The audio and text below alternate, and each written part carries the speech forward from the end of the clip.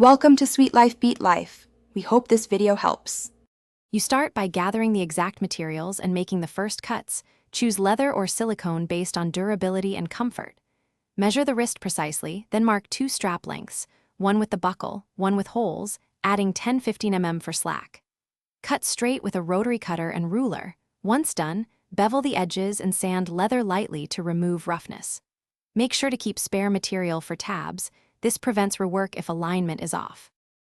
Now assemble the components and focus on secure joins. This is the complex middle step. Glue the buckle end, then stitch or rivet through the folded tab.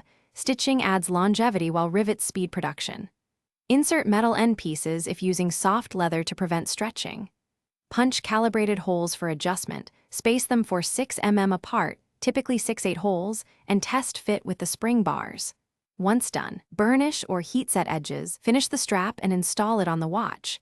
This is the final step. Fit spring bars and confirm the band sits flat and allows full motion without pinching. Treat edges, apply edge paint to leather or seal silicone edges, then condition leather lightly. If something goes wrong, check this key troubleshooting tip. If fit is loose or one side pulls, replace bent spring bars first, then tighten or add another row of stitching. If holes misalign, repunch slightly offset and reinforce with a grommet. Thanks for watching. Consider subscribing if we helped you.